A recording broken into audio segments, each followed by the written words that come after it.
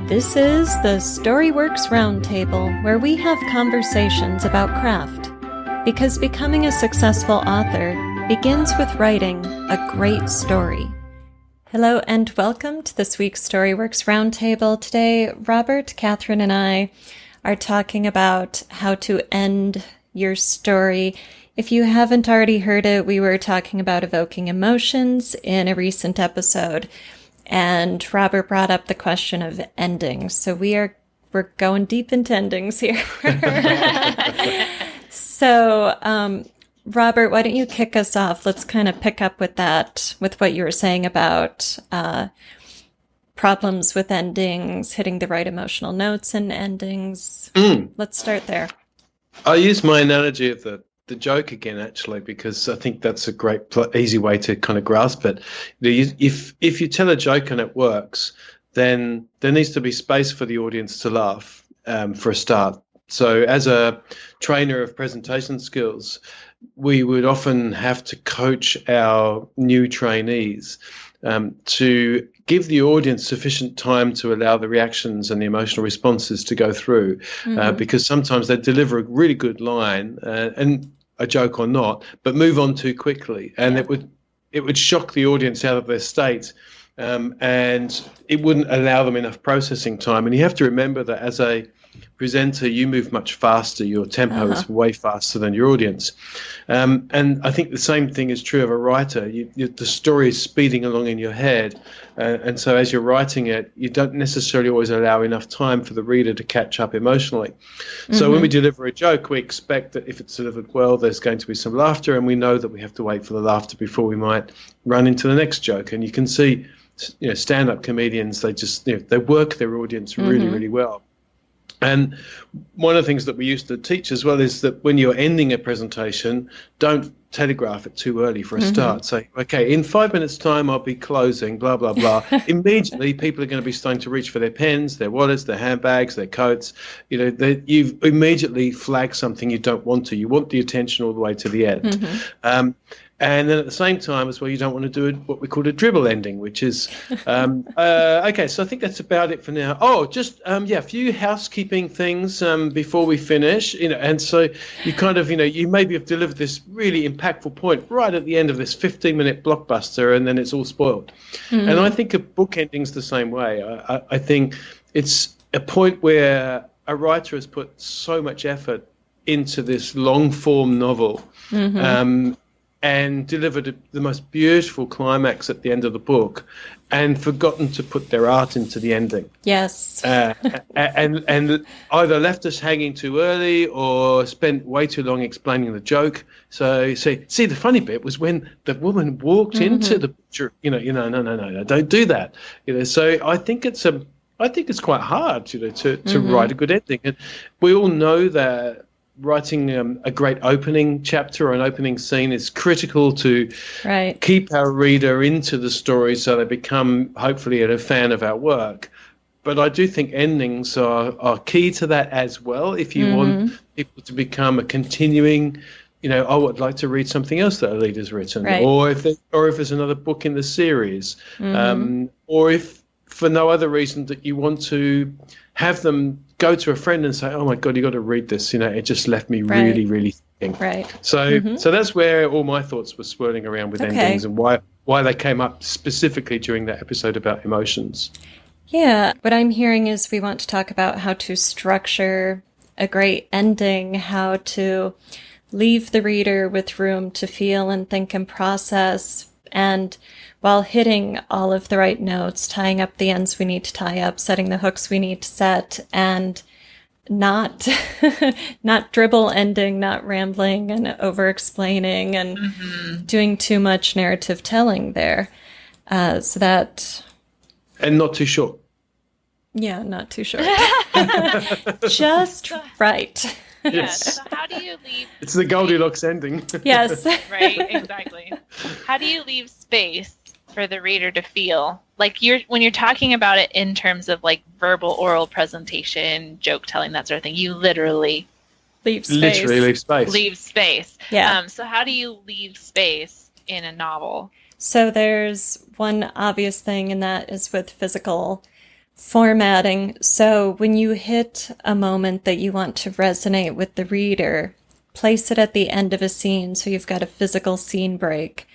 And that gives us a pause, just like a period versus a comma. We are trained to read that pause in there, or if it's really big, place it at the end of the chapter. This is why so many climactic moments are cut. There's the climactic moment, the chapter break, and then that climactic moment resolves at the open of the next chapter.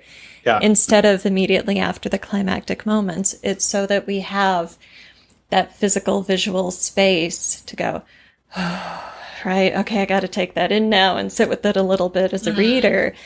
And it doesn't have to be a big explosion. It could be as subtle as you want, but the emotional power is there. It's gripping the reader in some way, whether that's something that settles into us or something that hooks us with wonder, big question marks. So physical space is key. And at the end of a book, in the resolution or the denouement, we're expecting shorter scenes and shorter chapters because we are making our exit. So you've got the ability to place those kind of as needed, You're going to tie up as many questions as you've raised over your book. So the climax resolves the main plot line, but then you've got your subplots, and those are the thematic questions, the thematic threads, and the relationship threads, the character arc threads. So if you're telling an action story, but you've got a romantic subplot, the climax ties up the action. We need to see the romance do something in that denouement, So whatever those elements are, they need to be resolved or turned into a hook during that resolution. So it's, in terms of how do you create that space, Kathryn, you tie something up or hook it. Let the reader sit with it, give them that scene break or that chapter break, or maybe use some narrative summary because the protagonist travels. So you have the traveling scene where we get in, we climb on the motorcycle and leave the teary-eyed lover standing on the beach and drive into the city, and then, the next thing happens. So if it's not best to use physical space of a break, then you can use narrative summary and traveling, physically move us into a new space with the character. Gotcha. Yeah, make it do double purpose as well. So you can, if you've got another reason for that, then you can use that as a mental break, as a complete scene cut, like they do in the movies. You just simply cut straight to something else without any explanation, but right. but without an emotional jarring, so that there's still enough time to digest, but we can see there's another scene underway and there's purpose to it. It's not just that I want to show them sitting down and eating some food. Right. There's reasoning behind that, because otherwise we get into cliche land as well, don't we? Yeah, cliches and also rambling, the dribble endings where stuff is happening, but why? To what end? And the scene break is exactly like the jump cut in the movie. Yes. It's that visual cue that we're jumping to a new space. And I just thought of the ending of The Murder in Skog Hall and the resolution. I take us through 3 different moments, at least, with traveling transitions. There's a funeral scene, then everyone goes to a diner afterwards, and they, those characters talk and resolve some stuff, and then Jess and Becca, her boyfriend, drive home from, the funeral morning, and they have a conversation that resolves part of the relationship subplot, and then they get out of the car, and Tyler, her first love interest, is parked across the street getting out of his car. So there's the hook. Oh no, Tyler's back in town. And it's all done by moving them through space and time instead of by placing jump cuts. So what about then, we were talking in the episode about emotions and where we want to leave the reader. Is that something that you plan when you're thinking about your novel, or is it something that comes to you when you're doing revisions and editing? How do you generally think about that? We've probably all got an idea of, pantsers or plotters have all got an idea of, okay, this is where I think this story's ending, because usually that's why we're writing it in the first place, Right. But we maybe haven't thought about the how, of the ending, or the, what are the final few words on the page, and because some stories really do leave you with, whoa, on that last paragraph. I mean, and it can be quite fast. It's appropriate to the story, and you kind of left. You close the book. You go, wow, I could read that. I could have that experience again. It was so good. It was so exquisite. And then there are others where you go, climax was good, but the ending wasn't even. It might have been inevitable, but it wasn't particularly surprising. So do you think about it in advance? Or do you leave that as a polished tie-up at the end of doing drafting? Good question. I think it comes to me as I'm drafting it and as I see because I know what the climax is, but all of the subplots and relationship issues that don't get resolved along the way need to be resolved, or turned into a hook during the denouement. So those I think about as I draw near to them. And it's good to remember, too, that there's the emotional note of the climax, and then there's the emotional note you want to leave your reader with. Yes. And anything else in that resolution doesn't have to be high impact. You're really concerned with satisfying the reader's questions. So something that came to mind just here while we're talking is 4 Weddings and a Funeral. I don't know if you guys have seen that movie. It's quite old at this point, but romantic comedy, Hugh Grant movie. Toward the end of the movie, the climax, he's finally getting married, but it's not the woman he loves. It's the woman he's settling for. And he's in this beautiful English church at the altar with his bride, and the priest or minister says, speak now or forever hold your peace. And his brother, who's deaf, starts banging on the railing in front of the pew, and then he starts signing. So Hugh Grant has to actually translate for him and say to everybody that his brother says he can't get married because he doesn't love the bride. And the priest says, well, do you? And he says no, and the bride punches him in the nose. So that's your climax, and the emotion is, right? Wow, okay, scandal, shock. Also maybe some satisfaction after the punch is thrown. Right. So that's one big emotional note at the climax. Then during the resolution, he's at home with the stake on his eye, feeling miserable because he's just ruined, his former bride-to-be's wedding, life, whatever. The doorbell rings. Guess what? It's the woman he's in love with. And, they're going to spend their life together. Everything's happily ever after because the boy got the girl, and so on and so forth. So that's the emotional note we leave the audience with to take away. Right? And everything else about friendships, what happened to the bride, is he mad at his brother? Just resolve it or let it go. Figure that piece out. But you've got those 2 key notes at the end of the story, the climax and the takeaway note. Everything else is just tying up loose ends. Right. Yeah, because I suppose our expectation as a viewer of that movie is that we suspect it's a love story because of all the, there's a lot of intertwining stories, obviously, hence the title. Right. But at the end of the day, we want to find out, is Hugh Grant really just such a, a rogue. Right. I can't get away from the guy who plays in every single movie. Or Yes. is Hugh Grant going to find true love? I think the answer to that we all know. But Right. you kind of, you're expecting it, but you don't know how it's going to be delivered. And then, so the great thing is that it does lead you towards that scene in the wedding scene where you think, oh my God, he's really going to go through this, and then it just doesn't happen. And then, as you say, well, you're not left in a horrible space. You're left in this. Oh, it is a love story after all. Oh, the swoon-worthy moment happens at the end, and they. So it's not really quite a hold hands and walk into the sunset. It is a cliched moment, but it's delivered so beautifully that you say, no, that's it. That's satisfying. I don't need any more.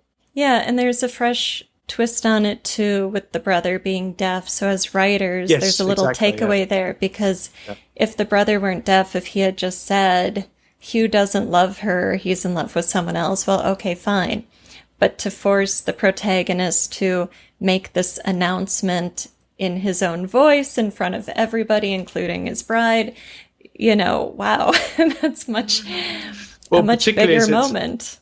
It's allegorical as well, because Hugh Grant's that typical stiff upper lip British guy who can't express his own emotions, right? And he can't say them, so his brother forces him to say them. It's very clever. It's a good moment.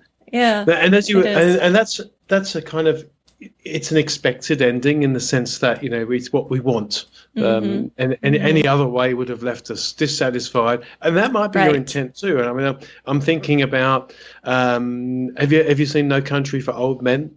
No, not yet. Oh God, it's on my list. It's not necessarily it's unusual in terms of story structure. I'll just leave it at that. Okay. But it has a really shocking ending that actually doesn't really resolve much either, and it kind of leaves you go, like that. Right. Okay, and you sort of kind of got to go, right. So where to now? And I suppose as a writer, that's something you could be aiming for. Oh, definitely. It's I wouldn't say that's as easy as neatly tying off all the emotional payoffs that we're expecting. Exactly. Because I've certainly, I remember when Brian Cohen and I were doing the split and reviewing all these young adult books, there'd be some that would end on a cliffhanger that wouldn't resolve the emotional payoff of the book, and I hate them. I mean, not everybody hates them, but I just feel like I've been ripped off. You made me invest 5 to 6 hours of my time, and you want me to read book 2 so that I can find out. I just find that insulting. Right. No, I agree. But not everybody does. Yeah. No, I hate cliffhangers too, but that's different than an ambiguous ending or an unsettling or ending. A hook. Yeah. Or a hook, they're all. Don't mind those. No. Right. Well, maybe actually it's kind of like you pointed it out right there. It's like when there's no emotional resolution at all, that's when you're completely dissatisfied with it, because their ambiguous endings leave you with an emotion, or searching for one, right? Or most of the time they leave you with an emotion, you just don't know how to handle it. Okay, right? They don't give you the guideposts in which to say, oh, this is what I need to do with said emotion. It's just like this. Whoa. Okay. But that cliffhanger is the one where you literally are like begging them to just hand you an emotion to feel about the end of this book, and they don't do it. And typically an end to the plot as well. Cliffhangers leave the plot open-ended normally. So but you could definitely aim to stun your reader at the end and just go like, I now have to grapple with something because I don't know what to do with it. That's a worthy goal. It sounds like No Country for Old Men does that. Yeah, I mean, I think we've been conditioned for, more than half a century now, probably a century of what we would call the Hollywood ending these days. So the convenient ending, we expect wrap-ups, we expect payoffs. Right. And the challenge is to innovate those and make them interesting to the reader. So, they're going to expect it. They want the bad guy to get defeated.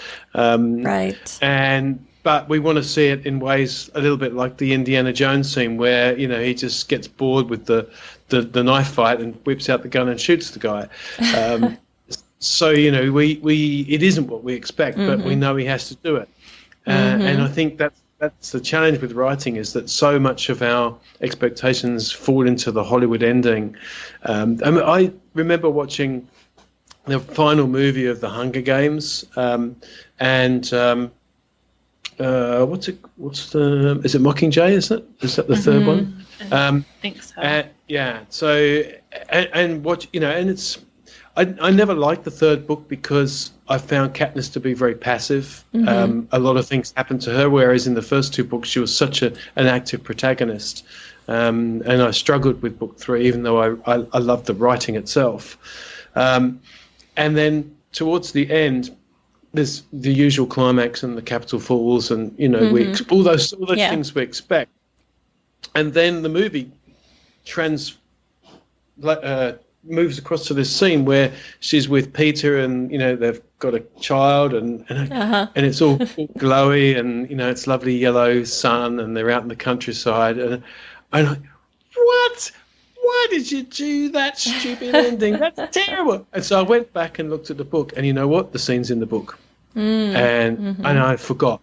I completely forgot because I wrote it off. I just stupid ending. Right. But, it just, to me, it didn't seem to relate to, through that third book, she's supposed to be suffering PSTD. She's, she's been through the most unimaginable things in the first two books. And somehow that end, whilst it's very sweet, and so I don't know, maybe because it's aimed more at a juvenile audience, perhaps. Maybe she succumbed to the Hollywood ending. So that's interesting. I have a theory on this, but Robert, what kind of ending would you have wanted for that? I would have wanted Katniss to have been instrumental in the fall of the Capitol for a start, as opposed to it being more circumstantially driven. And I probably would have wanted her to have refused the call to be the new leader. Because she never wanted to be. She was a reluctant hero in the first place. So that would have been the way I probably would have written it. And maybe that's true of the fact that she's refused the call. She's got her family and she doesn't want anything else. It wasn't so much that as the fact that she suddenly seemed to be professing true love for someone she... So would you have wanted her to have the golden sunset and the baby and the husband? No, I would have wanted some resolution back to her district, but that would be sufficient.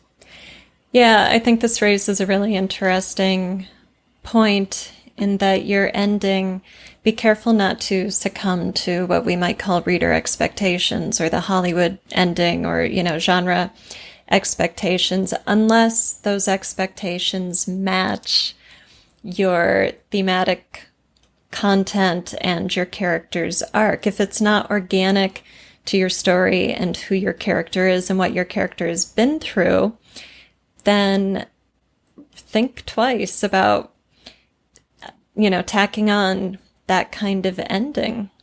A character who's been through a lot of trauma and has PTSD might get married and have kids, but they might be a really difficult person to live with. It might not be all golden sunset and, roses in the garden.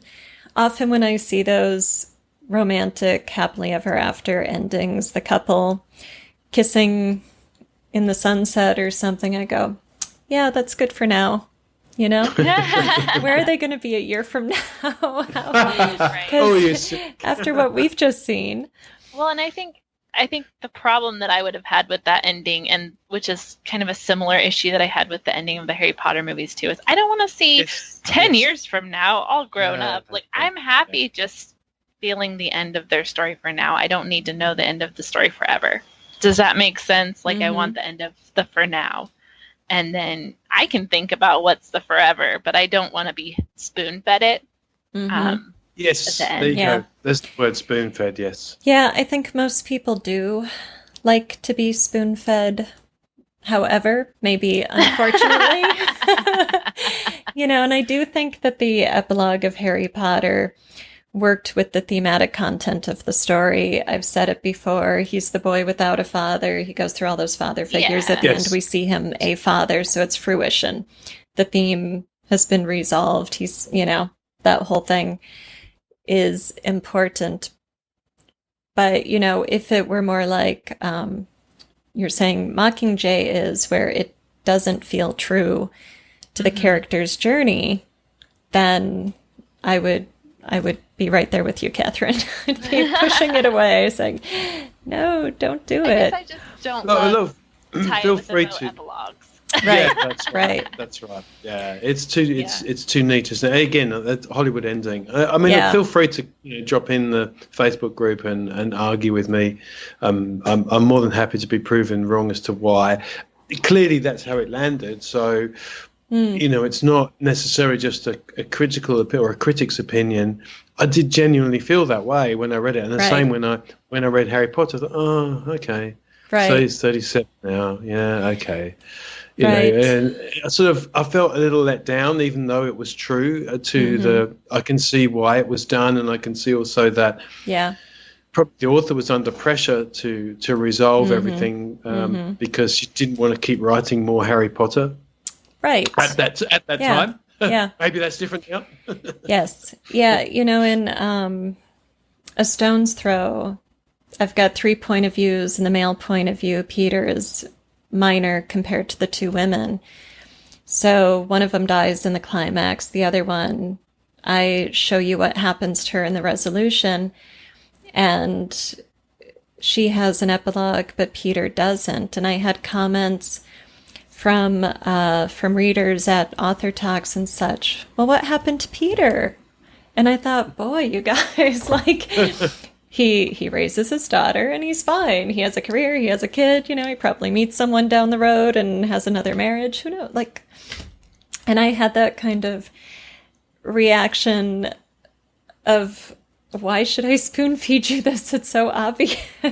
Yes. But that does exist. So as writers, we have to make our choices carefully, because either way you could disappoint people. You could have people go, oh, come on, or go, wait, why aren't you telling me this? And I think the key consideration is it organic to the thematic content and the character's arc? If it is, by all means, include it, show the reader, make them happy, and you'll have a few people going, I roll. Okay, whatever. But, so be it. It's definitely tricky. Clearly that shows that you managed to make the reader really attached to Peter, which is, you go, oh, well done. Yeah. but then they come back at the end and go, but I wanted to know more about Peter. Oh, right. All right. I know. So, I suppose the answer to that is you never get it right. Right. And it's finding that wrap-up scene that is applicable, matches the story and the theme and the plot, isn't heavy-handed, doesn't spoon feed, leaves the right note. It's a major art form. I'm telling you, it really is. It is, because you're standing back from your painting and saying, "There it is. I'm done." Right.